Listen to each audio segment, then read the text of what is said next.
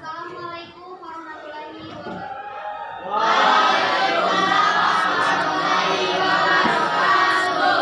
Alhamdulillahirobbilalamin, wassalatu wassalamu ala rasulillah wal mursalin wa ala alihi wa sahbihi.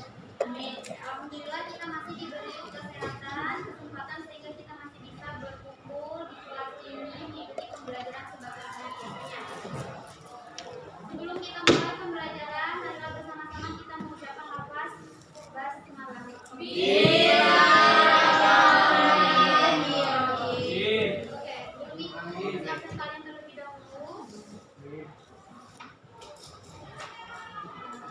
Siapa yang enggak hadir? Aulia, Safira,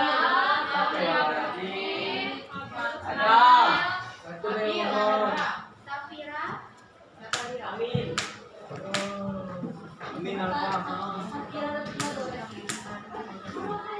Safira, siapa lagi? Aulia.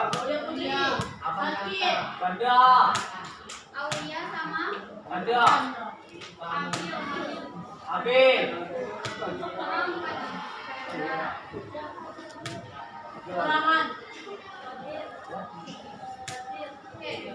Hari ini tanggal 11. Dela Novitasari. Hadir nih. Silakan beri list sama teman-teman yang lain satu persatu hari.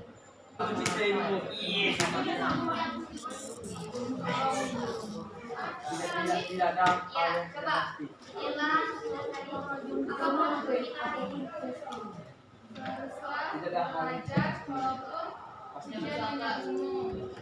Teruslah belajar walaupun ujian menunggumu. Oke, bagus ya. Tangan dulu. Masih ada yang punya quotes? Boleh angkat tangan? Masih ada? Oke, kalau nggak ada, gimana kabarnya hari ini?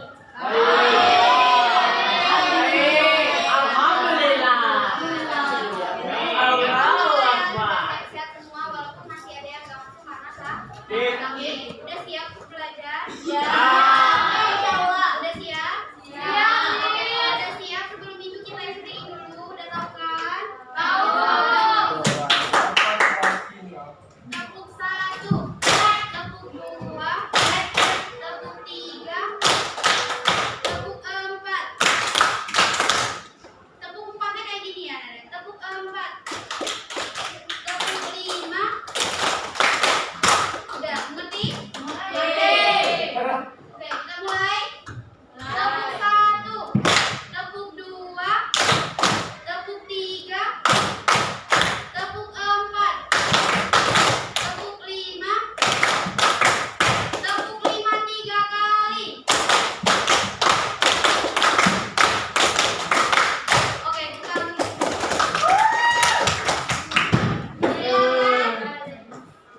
dibuka buku, catatan, LKS, buku paket, alat tulisnya, semuanya berkaitan dengan pendidikan agama Islam, silakan dikeluarkan.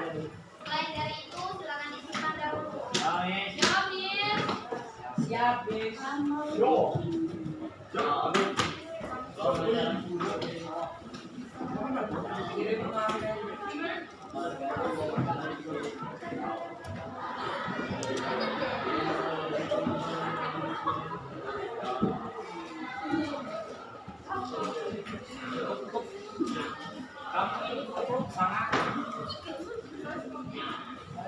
Oke. Sebelum kita masuk pada materi baku, minggu kemarin kita belajar tentang apa? Bahasa Indonesia.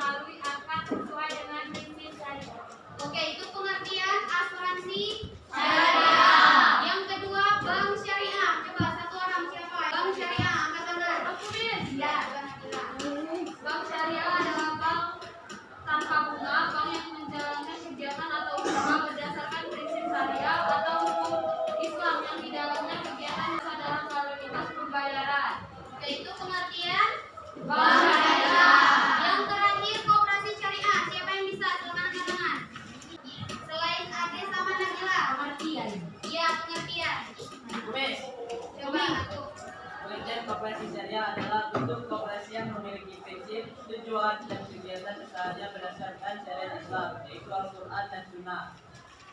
Secara umum, koperasi ini merupakan badan usaha koperasi yang menjalankan aktivitas usahanya berdasarkan pada prinsip-prinsip syariah. Ya, itu pengertian dari Koperasi syariah. Masih ingat ya pengertian antara asuransi, bank, dan koperasi syariah. Oke, hari ini kita masuk materi bab baru. Bab berapa? Bab yang pertama tentang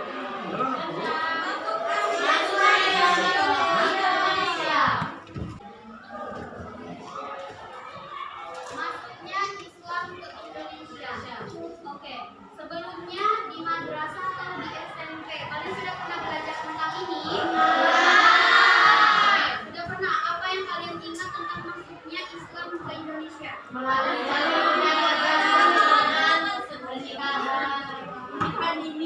Iya, berarti beberapa jalur. Iya. Oke, jadi masuknya Islam ke Indonesia. Islam masuk ke Indonesia itu kira-kira pada abad pertama Hijriah. Abad keberapa?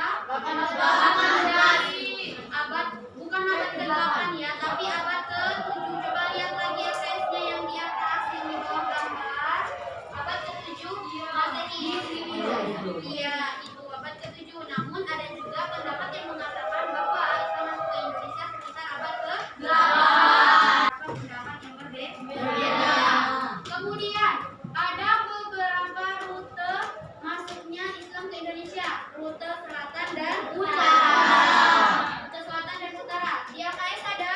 Kalau rute selatan apa saja rutenya?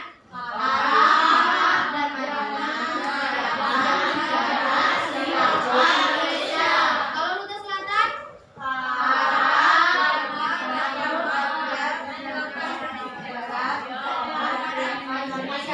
Iya. Jadi itu ada 2 rute masuknya Islam ke Indonesia. Nah, masuknya Islam ke Indonesia ini dilatar belakangi oleh beberapa teori.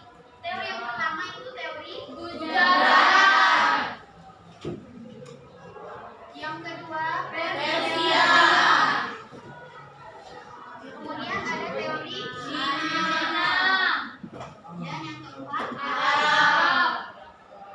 Nah, kemudian ada beberapa jalur masuknya Islam ke Indonesia. Ada yang masih ingat? Sebelumnya pasti sudah pernah belajar.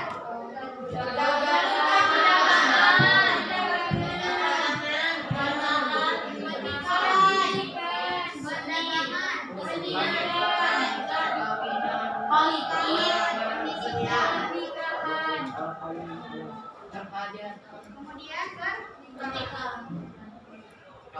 pernikahan dan apa satu lagi? Kesenian. Ada berapa jalur? Ada berapa? Ada 5. Perdagangan, pendidikan, pernikahan dan kesenian. Oke, sekarang Miss mau tanya sama kalian. Menurut kalian, sekarang kan Islam sudah masuk ke Indonesia. Nah, dari yang kalian lihat di sekitar kita saat ini, bagaimana perkembangan ajaran agama Islam di Indonesia? Banyak yang coba yang bisa angkat tangan. Aku coba. Nanti dulu gantian ya. Perkembangan Islam di Indonesia baik dalam agama maupun tradisi terjadi setelah bangsa Indonesia bergaul dengan berbagai bangsa yang ditandai dengan terjalinnya hubungan baik di Asia Tenggara, Asia Selatan maupun Indonesia. Iya. Benar ya. Beri aplaus dulu untuk Karina. Masih ada pendapat lain selain angkat tangan? Enggak ada? Selain dari Karina? Siapa yang mau ngasih pendapatnya? Enggak ada? Ya, kalau nggak ada, ya itu benar ya yang dibilang Karina. Jadi salah satu perkembangan ajaran agama Islam di Indonesia sekarang ini sebenarnya itu sudah besar dan berkembang luas. Oke, kita bercerita sedikit, kita mengulas pelajaran kita sebelumnya. Kalian pernah dengar bagaimana Rasulullah SAW menyebarkan dakwahnya, menyebarkan ajaran agama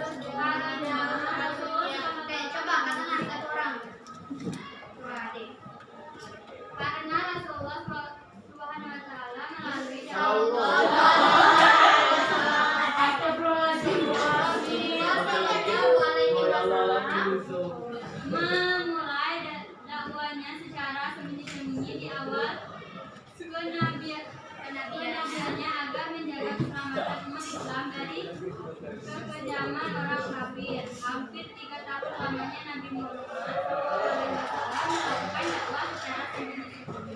Ya, itu alasan mengapa pada awalnya Rasulullah itu berdakwah secara sembunyi-sembunyi.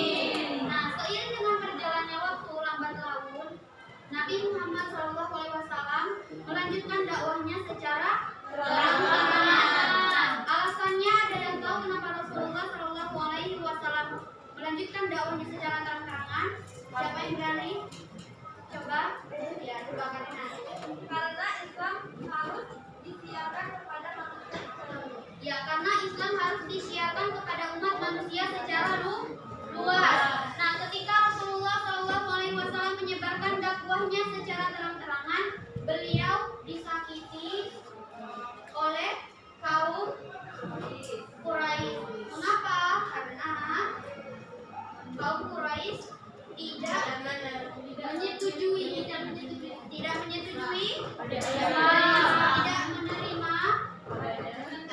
Ya, karena kaum Quraisy menentang agama Islam.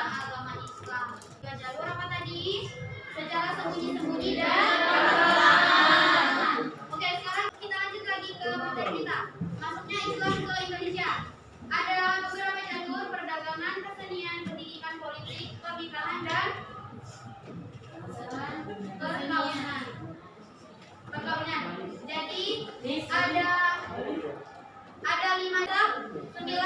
Sekarang Miss akan bagi kalian menjadi beberapa kelompok. Kita ikut kelompok yang kemarin aja ya.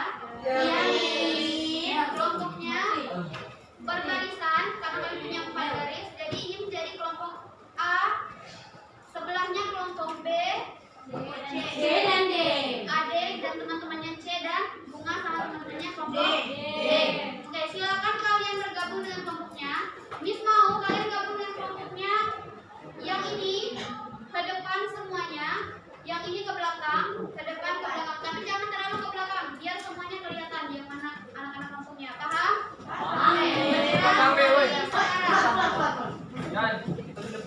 Oke, sekarang kalian bicara. Gabung dulu dengan kelompoknya.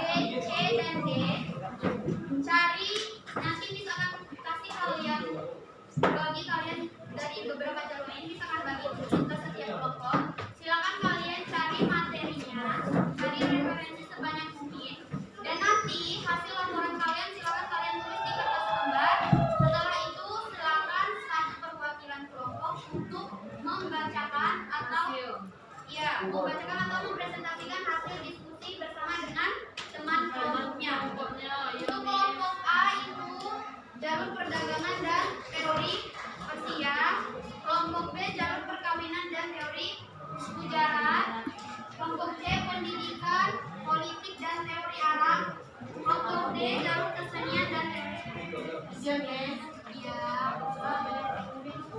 Oke, silakan kalian diskusikan dengan teman-teman kalian.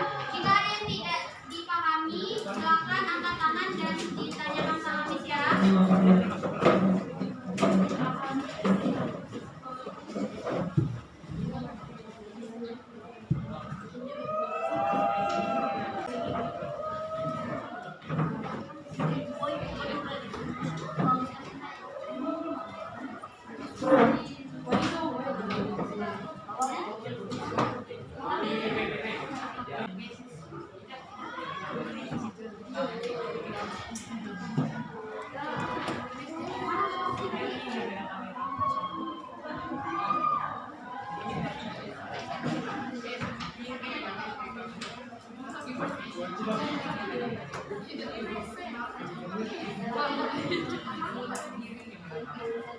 Tidak. Silakan diskusi ya.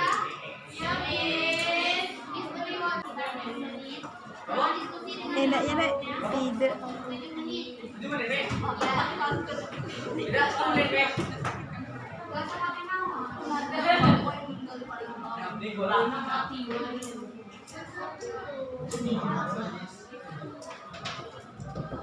Ano tuh yo?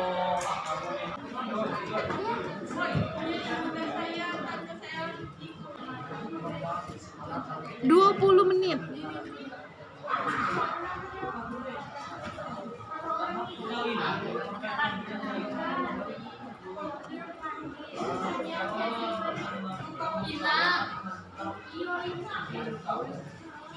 Oke, udah semua. Belum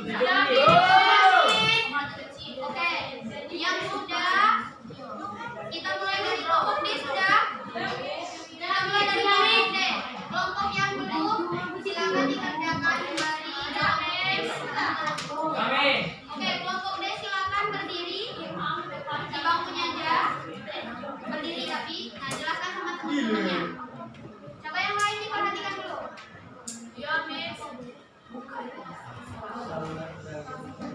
Assalamualaikum warahmatullahi wabarakatuh.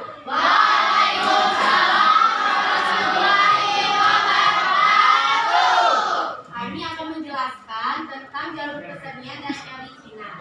Nah, jalur kesenian kebudayaan lokal ternyata dapat digunakan sebagai cara menyebarkan Islam di Nusantara. Para pendakwah Islam awalnya di Jawa, terutama para wali songo, melakukan syair Islam dengan cara memadukan tari, sastra ukir, hingga bangunan.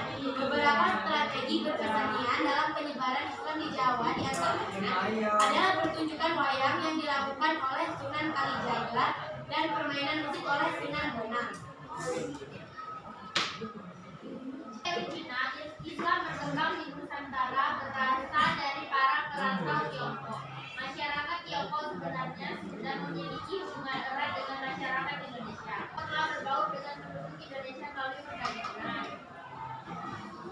Sekian yang dapat kelompok kami jelaskan. Lebih dari kurang kami mohon maaf. Wassalamualaikum warahmatullahi wabarakatuh. Waalaikumsalam warahmatullahi wabarakatuh. Beri tepuk tangan dulu untuk kelompok. Oke, sudah selesai. Oke, silakan. Assalamualaikum warahmatullahi wabarakatuh. Warahmatullahi wabarakatuh. Saya akan menjelaskan jalur pendidikan. Mengutip dari jurnal Islamisasi Nusantara dan Sejarah Sosial Pendidikan Islam KM, Miftah Alifiani PKK, maksudnya penyebaran Islam melalui pendidikan pada muara surau, masjid, pesantren, hingga kalangan bangsawan. Dalam buku Atas Wali Songo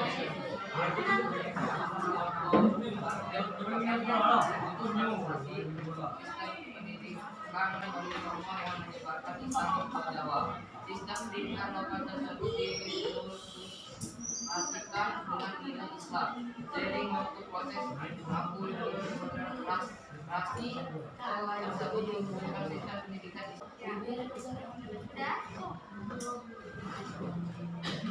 Selanjutnya jalur politik. Para pendakwah Muslim di Jawa atau Nusantara juga mempunyai jalur politik yang menggunakan Islam sebagai contoh adalah citra para laki-laki Jawa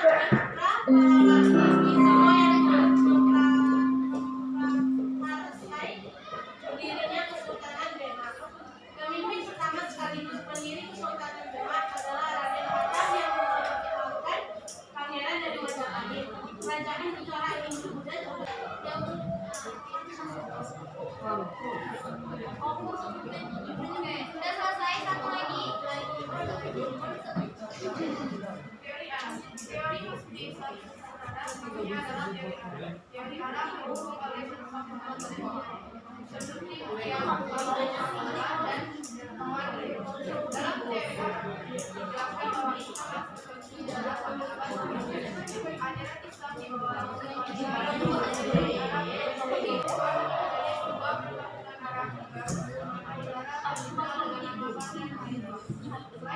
bisa beberapa saya dan menambah adalah maka bina juga pada saat itu kemudian kebayang lain-lain dari Arab adalah dikirakannya gelar Al-Mu'allim pada raja-raja dan beberapa saya seperti budaya di sana. Oke, itu presentasi dari kelompok kami. Waalaikumsalam warahmatullahi wabarakatuh. Presentasi dari kelompok C. Kelompok D sudah selesai? Selesai, Miss. Oke, silakan. Siapa yang mau presentasi? Assalamualaikum warahmatullahi wabarakatuh. Waalaikumsalam warahmatullahi wabarakatuh. Di sini dari kelompok B akan menjelaskan tentang jalur perkawinan atau pernikahan. Tahap perkawinan merupakan kelanjutan dari tahap perdagangan. Para pedagang yang datang lama-kelamaan menetap dan terbentuklah perkampungan yang dikenal dengan nama pekojan. Tahap selanjutnya, para pedagang yang menetap ada yang membentuk keluarga dengan penduduk setempat dengan cara menikah.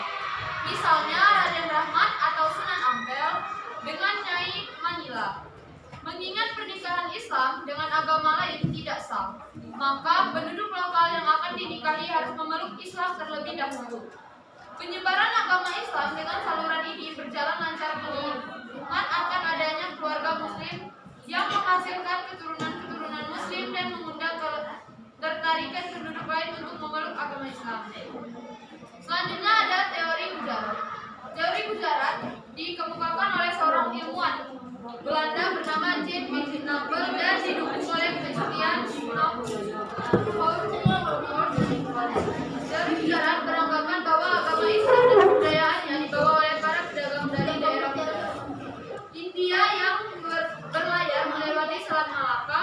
Teori ini juga menjelaskan bahwa Islam secara masif berkembang di Nusantara sekitar abad ke-13 Masehi melalui kontak para pedagang dan kerajaan pada saat itu. Sultan karena adanya hubungan perdagangan yang cukup erat antara Indonesia dan India. Teori mujarab juga diperkuat dengan penemuan makam Sultan Samudra Pasai Malik As-Saleh pada tahun 1297. Makam Maulana Malik Ibrahim yang keduanya bercorak mujarab serta tulisan Marco Polo. Sekian itu saja pembahasan dari kelompok B. Saya akhiri. Wassalamualaikum warahmatullahi wabarakatuh.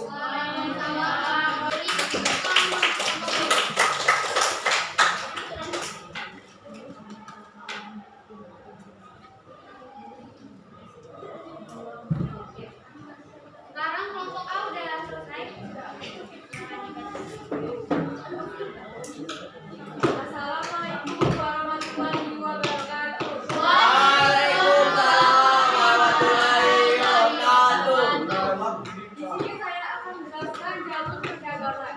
Saluran perdagangan merupakan tahap yang paling awal dalam tahap Islamisasi yang diperkirakan dimulai pada abad ke-7 Masehi dan melibatkan pedagang-pedagang Arab Persia di India. Menurut Tokaidas, sekitar abad ke-7 sampai abad ke-15 melalui lintas perdagangan yang memiliki Indonesia sangat ramai. Dalam agama Islam, siapapun bisa sebagai bukan Islam, sehingga hal ini menunjukkan karena mereka melakukannya sambil berdagang. Pada saluran ini, hampir semua kelompok masyarakat mulai dari raja, birokrat, bangsawan, masyarakat kaya sampai menengah ke bawah, dan kerajaan Hindu sampai Buddha. Teori masuknya Islam ke Nusantara intinya adalah teori Persia. Teori Persia didukung oleh Hussein Jayaningrat dan Muhammad Akhiri Hussein. Mereka berpendapat bahwa Islam masuk ke Nusantara melalui para pedagang yang berasal dari Persia, bukan dari Barat. Persia adalah simbol kerajaan dari saat ini kemungkinan besar dari ada.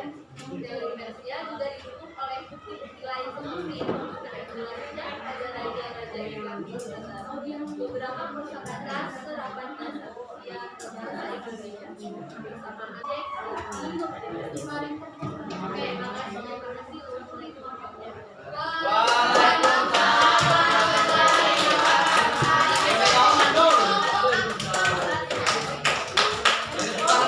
presentasinya dari setiap kelompok sudah A, B, C, D juga sudah selesai semua. ditanyakan materi kita hari ini? Tidak. Sudah paham semua? Oke, kalau sudah paham, kita simpulkan sama-sama. Masuknya Islam ke Indonesia. Islam masuk ke Indonesia sekitar abad pertama Hijriah, yaitu abad ke-7 Masehi. Kemudian ada dua rute masuknya Islam ke Indonesia. Yang pertama, utara, selatan. Kemudian Islam pertama kali masuk ke Indonesia itu di Pulau Sumatera bagian utara.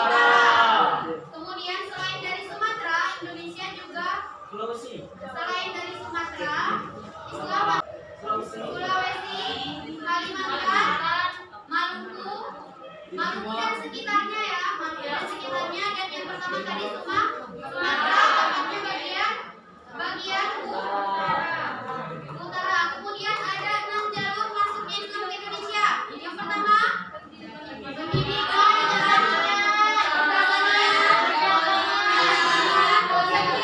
pernikahan dan politik. Kemudian ada beberapa teori yang melatar belakangi masuknya Islam ke Indonesia. Ada teori yang ada 4 teori. Nah, sekarang mau tanya kalian untuk semua kelompok. Pertanyaannya, menurut kalian setelah Islam masuk ke Indonesia, apakah ada banyak perubahan yang terjadi di Indonesia sekarang? Oke, dari kelompok 1 ada pendapatnya? Pendapatnya kelompok 1 ada? Sangat banyak katanya. Dari kelompok B? Banyak. Apa perubahannya? Salah satunya coba kelompok D. Perubahan Indonesia setelah masuknya Islam apa? Lebih teratur, Miss. Lebih teratur. Lebih ada tuntunannya ya. Dan kelompok C apa? Lebih apa? Lebih disiplin. Terus apa lagi? Makmur, lebih makmur. Dengan yang lain kata Wali, setelah masuknya Islam ke Indonesia jadi lebih makmur katanya. Nah, ada banyak ya. Oke, jadi setelah masuknya Islam ke Indonesia memang ada perubahan besar yang terjadi di Indonesia. Seperti yang dibilang Sabila tadi, Indonesia menjadi lebih teratur dan majuan. Ya, umat Islam lebih teratur. Ya, mereka memiliki 7. Oke, masih ada yang ingin berpendapat? Masih ada yang ingin bertanya? Gak ada yang bertanya?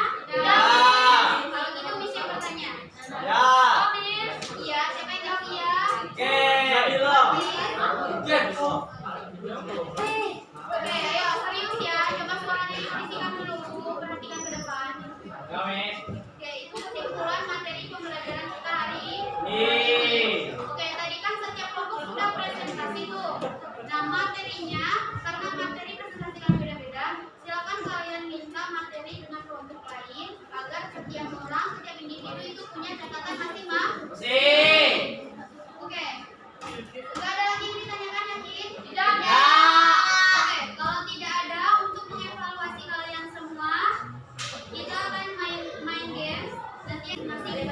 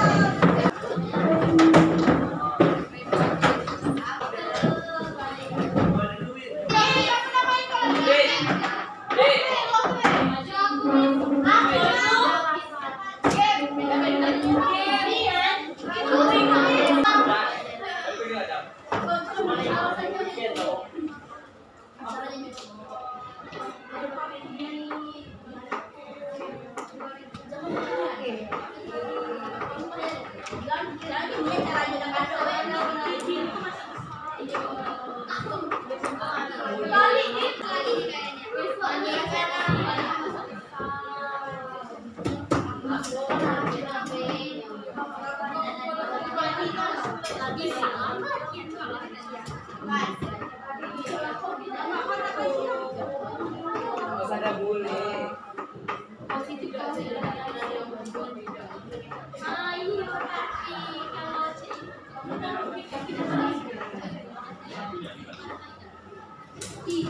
Oke, sekarang coba semuanya perhatikan ke depan. Jadi kita akan main games, tapi games kita games edukasi ya. Oke, Miss. Games edukasi. Jadi nama gamesnya adalah Tebak warna.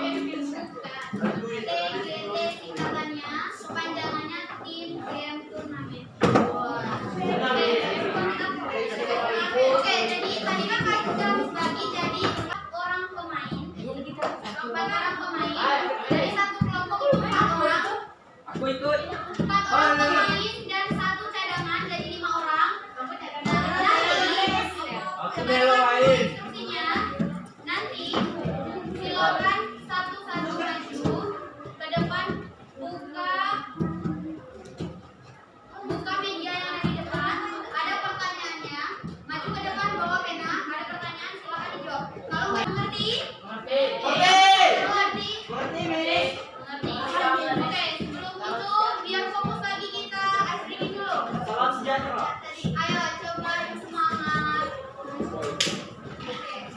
Nanti dulu.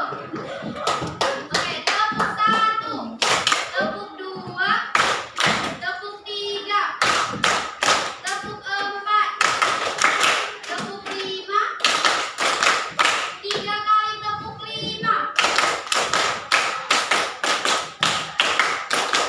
Oke, teman-teman sudah siap main?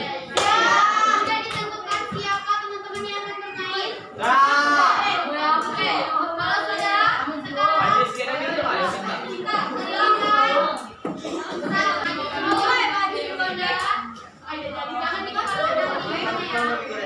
Benar.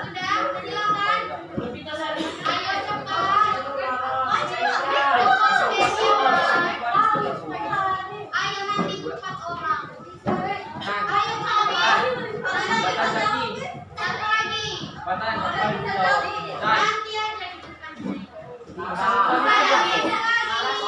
Kalau masang senopalis tidak cuma masang deh. Ya kalau kalian nggak bisa jawab di depan kan tinggal ngomong aja. Lampunya ada cuma masang deh. Berapa?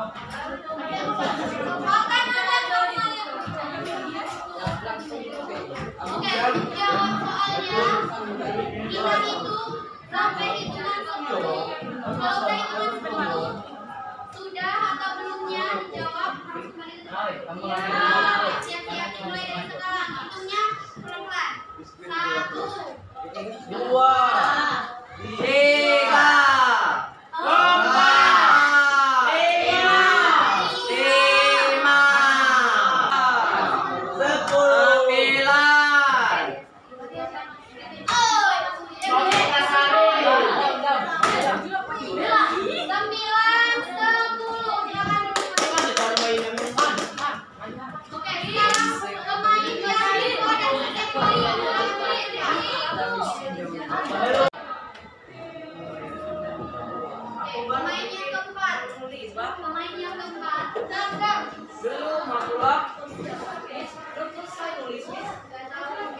Pemain yang keempat dari setiap kelompok. Naura. Berangkat. Kita hitung sama-sama suaranya. Kita hitung sampai 10 dari sekarang. 1, 2, 3, 4, 5, 6, 7, 8, 9,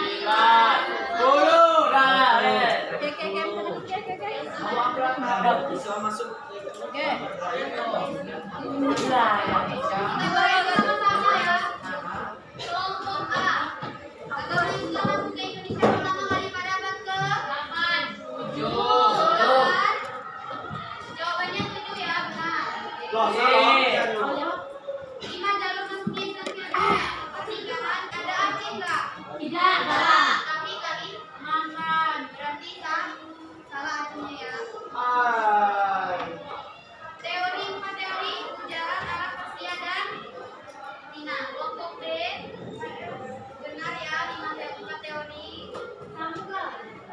Tentang 5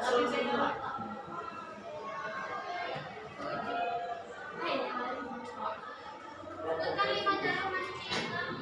Teori yang latar belakangi masuknya Islam ke Indonesia. Iya, wes belum selesai nih. Emang apa jawabannya Ali? Ah, tadi pikir aku wis iko, wis tadi kan mau perhatikan. Ya. Islam mulai menyebar ke berbagai kalangan. Gak diisi ya. Jawa, Sumatera, Sulawesi. Ada Papua nggak? Tidak. Nggak ada ya. Siapa yang ada Papua?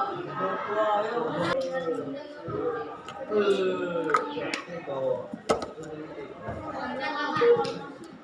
Kelompok D salah 1, salah 2, benar semua.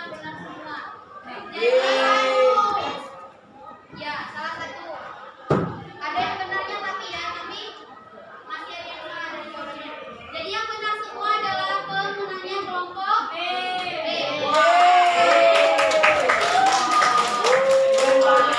Oke, sampai sini paham semuanya? Masih ingat materi yang kita pelajari tadi? Kalau masih ingat, nih sekarang nanti ketika kita ulangan, nah yang masuk jawabannya benar semua. Paham?